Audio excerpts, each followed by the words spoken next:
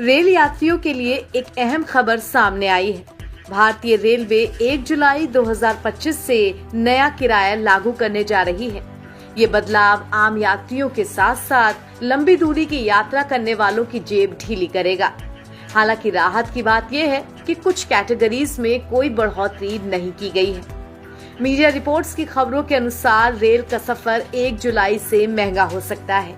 Non AC mail और express ट्रेनों के किराए में 1 पैसे प्रति किलोमीटर और एसी क्लास के किराए में 2 पैसे प्रति किलोमीटर की बढ़ोतरी हो सकती है।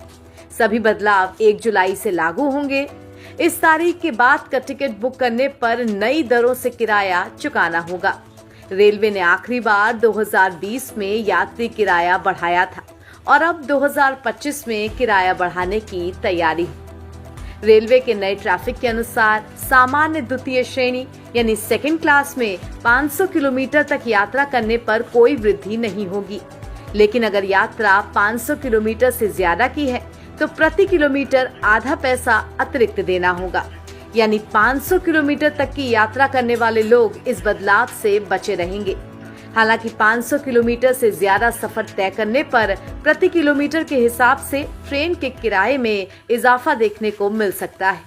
इसके अलावा मेल और एक्सप्रेस ट्रेनें जो कि नॉन एसी हैं, इनमें सफर करने वालों को अब प्रति किलोमीटर 1 पैसे ज्यादा किराया चुकाना होगा।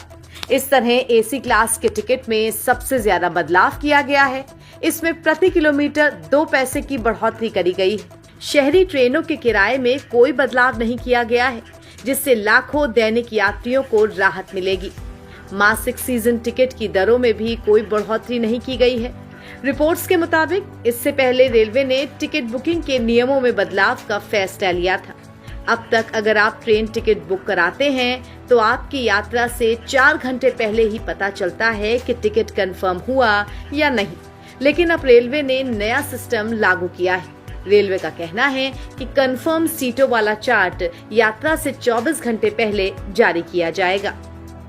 टिकट बुकिंग के नए सिस्टम को लेकर रेलवे ने तैयारी भी शुरू कर दी है। इसे लेकर ट्रायल शुरू हो चुका है।